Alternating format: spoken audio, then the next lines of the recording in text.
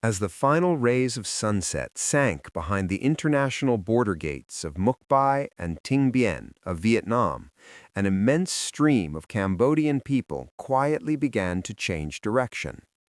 30 days earlier, they had surged eastward in panic, faces hollow, eyes clouded with fear, fleeing war and the imminent collapse of normal life.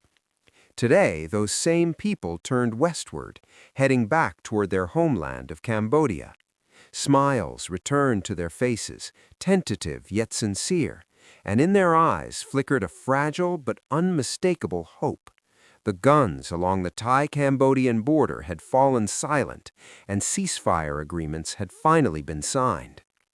The fighting had paused, but the echoes of one of the strangest mass migrations in modern Southeast Asian history still lingered heavily in the air. Less than a month earlier, the entire region had been gripped by suffocating tension. The threat of a full-scale conflict loomed over millions of lives, and for Cambodians living near the front line, fear was no abstraction. It was the sound of explosions, the trembling of homes, the gnawing anxiety over the safety of loved ones. It was in this context that Vietnam's National Administration of Tourism released a figure that stunned many observers: more than 400,000 entries from Cambodia into Vietnam in a remarkably short period, an increase of over 54% compared with the same period the previous year.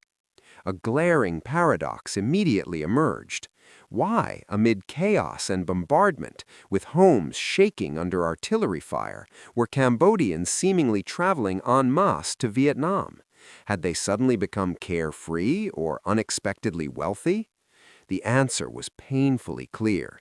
They entered Vietnam under the label of tourists, making use of ASEAN's 30-day visa exemption policy, not for leisure, but to seek safety. These were not holidays, they were collective escapes disguised as lawful travel. And Vietnam, the closest and most stable neighbor, once again opened its arms, not with hastily erected refugee camps or loud humanitarian slogans, but with a quiet, resolute compassion. Now they were returning home, but what were they carrying back across the border? Merely their intact bodies, or also a deep, lasting memory of how a neighboring nation had treated them in their hour of need? A memory of a country that behaved like an elder brother, one that extended a helping hand, even after having been hurt, misunderstood, or turned away from in the past. The chaos of the first days of conflict was gone. There was no longer frantic pushing or desperate shouting. The repatriation unfolded in orderly lines, though the scale remained overwhelming. At immigration checkpoints, hundreds of thousands waited patiently to complete exit procedures. Vietnamese border guards received them calmly and attentively. Bottles of water were passed along, loaves of bread handed out quickly to exhausted travelers who had waited for hours. These small gestures, simple and unceremonious, carried more weight than any grand humanitarian declaration. Chanthia, a small trader from Urusei Market, could not hide his emotion. 30 days earlier, he had brought his family of 4 to Ho Chi Minh City, renting a modest apartment in Binh Thanh district to escape the threat of war spreading. "It's over now. The guns have stopped," he said softly. "Vietnam was very good. Safe, good food, but expensive. Now we go home and work again." His smile carried relief, but also something deeper. In the eyes of Chanthia and countless others like him lay a silent acknowledgement. Without Vietnam those 30 days, what would their fate have been? The 30-day visa-free policy for ASEAN citizens was originally designed to encourage tourism and regional exchange. Yet in this extraordinary moment, it became an unofficial humanitarian lifeline. In the first week, Cambodians began entering Vietnam in large numbers as the Thai-Cambodian conflict escalated. In the second and third weeks, the flow reached its peak. They spread out across Tay Ninh, An Giang, Kiên Giang, and Ho Chi Minh City, blending into daily life, quietly waiting for news from home. By the fourth week, the fighting subsided just as their permitted stay was nearing its end.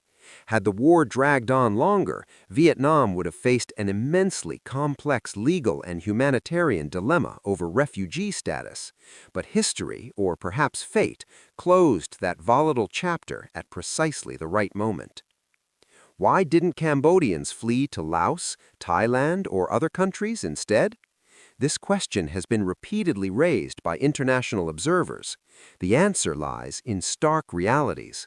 Thailand, being a direct party to the conflict, had sealed its border. Weapons were drawn, and no one could run toward the very place firing upon their homes. Laos, with its rugged terrain, limited infrastructure, and weaker medical and logistical capacity, could not have absorbed such massive numbers in such a short time. Other Southeast Asian nations were simply too far away, with higher travel costs and logistical barriers. Only Vietnam, with its relatively flat borderlands, well-connected transport network, robust healthcare system, abundant goods, and, above all, political stability, stood as the most viable refuge. Regardless of propaganda or political narratives, survival instincts guided Cambodian civilians to one conclusion: crossing into Vietnam meant life. The figure of over 400,000 entries during the conflict was not a tourism statistic, but the silent tally of a mass evacuation. They did not come to see famous landmarks or relax on beaches. They rented cheap rooms, stocked up on essentials, and stared endlessly at phone screens, following every update from the front lines. They were unwilling tourists. Experts have described this phenomenon as gray zone migration, legal on paper, yet driven by refugee motives. Vietnam, as the host country, accepted this gray zone without exposing it, rejecting it, or labeling it. We did not call them refugees to avoid embarrassing the Cambodian government, yet we were never naive about who they truly were. Throughout those 30 days, Vietnamese media coverage remained restrained. There were no proclamations that Vietnam was saving Cambodia, no international press conferences to claim credit. This restraint reflected the maturity of a country conscious of its role.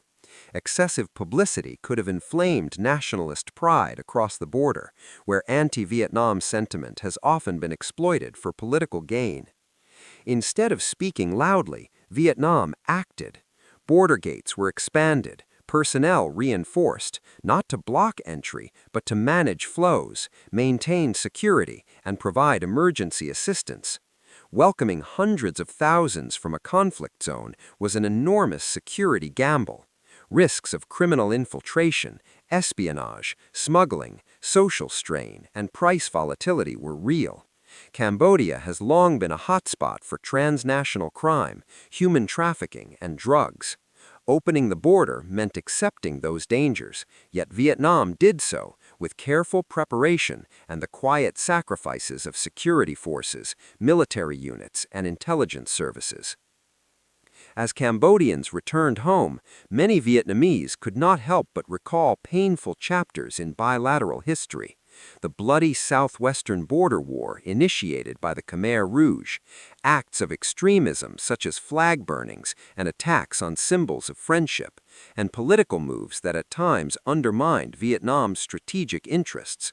More painfully still, Cambodia today has become a hub for online scam syndicates where thousands of Vietnamese have been trafficked, imprisoned, tortured, and forced into cybercrime.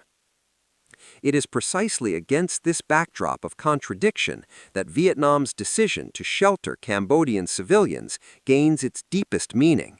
Vietnam did not act out of resentment or calculation, but from the posture of an elder brother.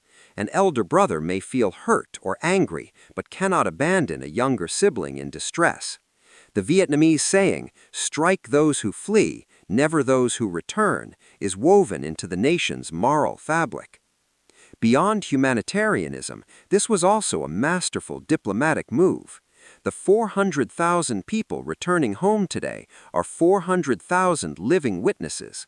They will tell their families and children about 30 days of peace on Vietnamese soil. That lived experience is the most powerful antidote to hatred and misinformation. A bowl of rice in hunger is worth more than a feast in abundance. Open borders in crisis speak louder than any diplomatic communique. Thank you for watching this story.